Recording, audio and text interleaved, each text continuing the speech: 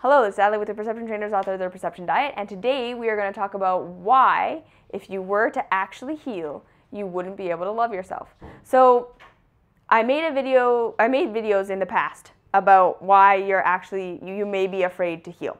And you can go back and watch those, and in those videos we essentially talked about this idea that if we heal, then we think we have to be perfect and do all these things we don't want to do. And a lot of us have resistance to truly healing and transcending anything that is going on with us mentally, emotionally, spiritually, physically, or all four, is because we think that that's going to make it so that we now have to participate in a life we don't want to participate in. A lot of us are sick because we're trying to participate in a life we don't participate in. We shouldn't be participating in it, yeah? That the life that we're being given as life is truly death. And most of us are sick because that's what's happening. We're trying to align with a death cycle. And so our bodies are saying, no, don't. Our emotions are saying, no, don't. Our whole being is saying, no, don't. And so this is really the root cause of disease, is being in alignment with something that is out of alignment with life.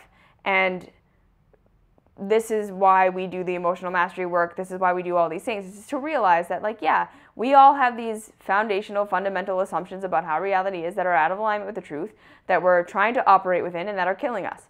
Now, that's the root of disease, okay? So that's part of it. Now, the part about healing or integration that I want to talk about today is this concept that most of us have developed in our self-improvement obsessed world, which is we got to remember, right, that the consensus reality is part of what's the biggest detriment to the human being, right?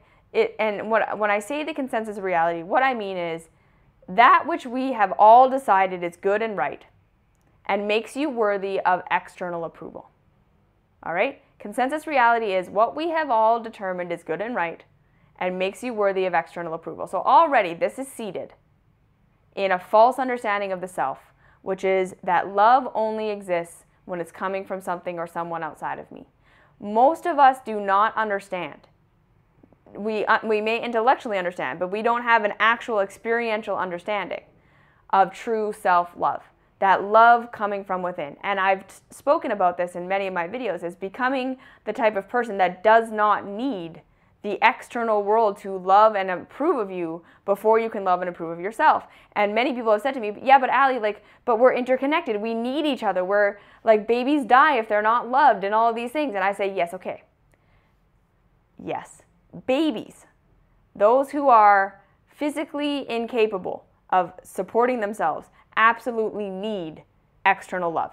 And again, I totally agree and understand that we are, okay, so this idea that we need love from something outside of ourselves is not incorrect. Because remember, everything is seated in truth. There is no such thing as a lie that comes from nowhere. Okay? A lie is simply that which is a piece of truth being mistaken for the whole truth, or a piece of truth that is out of context with the rest of the truth that makes it fleshed out, okay? So the piece of truth that we are interconnected and that there is something outside of us that feeds and nourishes us is a correct understanding. Where it is taken out of context, yes, is this belief that separation has occurred.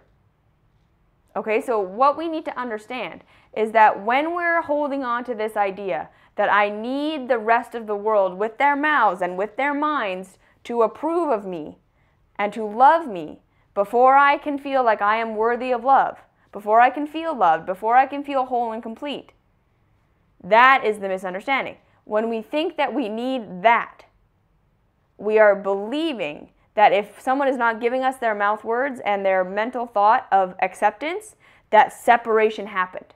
That we are now disconnected from that person. We are cut off from the love that they carry. And again, this is an interesting thing to look at when we look at the structure of reality, because here's the truth, yeah? All of consciousness, all of life, all of information, All of love, whatever you want to call it, it's all this different words for the same thing, synonym, life, love, consciousness, energy, same thing. All of what is the energy. When we say we are receiving love, approval, acceptance, we are really saying that we are being on the receiving end of someone's focused energy, someone's focused attention. We are having an edification, a connection. That's what that is. Okay? But we're recognizing that every single person carries a bit of the whole. Yes? Everyone is a fragmented representation, a piece of the unity pie. But where we've gotten confused is that because there is this relative experience, different people, that if we're not all consciously loving each other, that love that is being carried by that individual, that is a part of the whole, all of what love is cut off from me. Now, what we need to understand is that this is not true. Okay? We are all being powered by the same source. We are all one with, a part of the source. So what I'm saying is this, and this might sound a little mystical and and I'm just going to say, take this into your own meditation. Take this into your own contemplation. Think about this. It is not one or the other that's happening. It is not that the source of all life is either completely unified within itself, all concentrated within itself, and nothing has fragmented off of it. It's just complete. Or source has been fragmented. And so it's incomplete in and of itself, in its individual parts, and needs to come back together to become complete. Both of these two things are happening simultaneously. Source is whole and complete in and of itself now, and it is completely fragmented.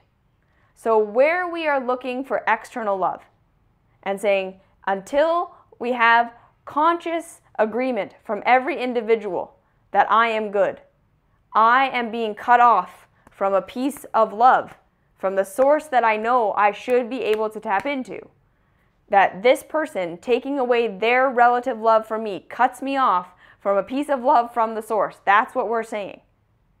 That is the misunderstanding. We are all capable of tuning into the source for ourselves because it exists as a complete energy at the same time as it exists as a fragmented energy. So we are capable of feeling all the love we need for our own self from within our own self because we are connected to that which powers everything. Okay? We are one with that which powers everything. Otherwise, you couldn't be powered. Yes?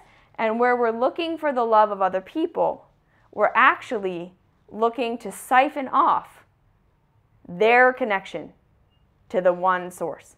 Okay? And now, I don't mean the source in the biblical sense. I don't mean the source in like the sun, but we need to understand that this is not mystical. This is not spiritual. We are all being powered by something. Our consciousness is being powered by something. The sun is being powered by something. There is a source of all of this information, energy, movement, whatever you want to call it, space, stuff, that is powering everything. That is source. Source energy, life force energy, that which powers life. That is what I'm talking about. And we are all essentially like a holographic fragmentation, breakdown of source energy. But so like I say, we need to start to be able to develop our capacity for holding these paradoxical concepts in our mind and understanding that they fit together. So we are a fragment of source, absolutely, surrounded by fragments of source.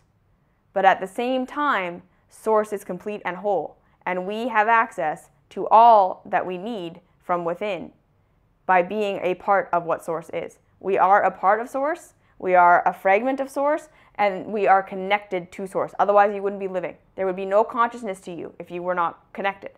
So, that is a very long-winded explanation for why we have developed this need for others to love us. Yes? Is that we're confusing that, that external acceptance of others as being the only way to feel the love that they represent.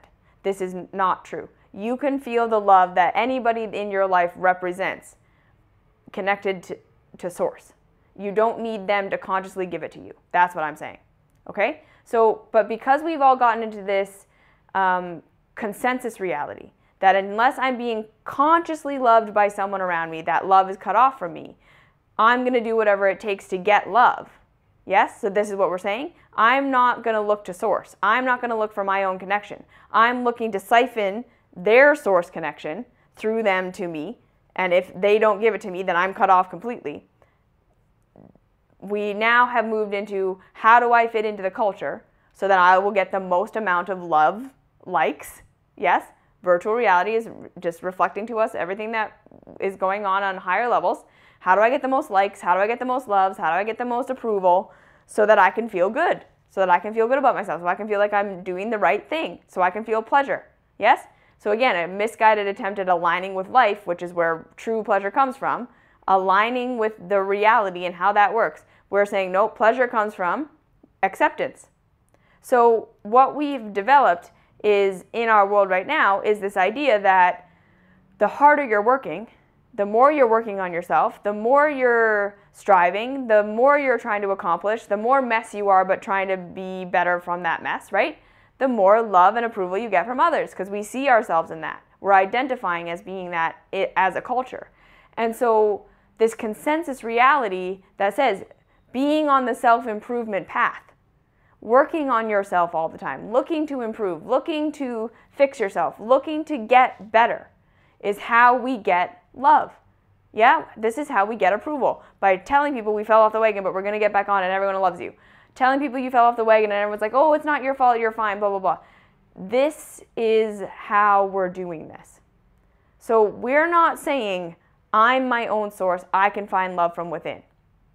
We're not saying, I can figure true pleasure, right? Real true pleasure from aligning myself with how life functions and being a person who's in alignment with life and being creative and growing and learning, evolving, expanding, changing. It's not about consensus reality. It's about real reality and aligning myself with it. Not what do we all agree is reality. Yeah, okay, let's all act like that. But what reality actually is. What actually creates pain. What actually creates pleasure. Yes? And living it like that. What we've all done is said, okay, there is no reality. It's all just what we agree on together. So that's the first mistake, or misguided look at things. And then the second thing is, and the way that I get pleasure is through everybody agreeing with me that I'm good. Yes? So we need to understand this. When we're living in alignment with life, we don't need other people to approve of us, because we're no longer experiencing pain that can't be explained. We want others' approval, and we want others to say, I'm in that kind of pain too, I'm where you are too, I'm suffering too, this is normal, this is whatever. Because we get, again, that momentary hit of approval, which is actually stimulation and numbing. It's not true love, it's not true pleasure. To have somebody love you and approve of you in your pain and saying that's normal and don't change, or yeah, we're all like that, or it's great that you're still working on yourself. That's not true love. That's consensus reality. There is no reality. We don't know why we're suffering. If we just keep hammering away at it, maybe it'll go away and let's all be in this together. That's totally out of alignment.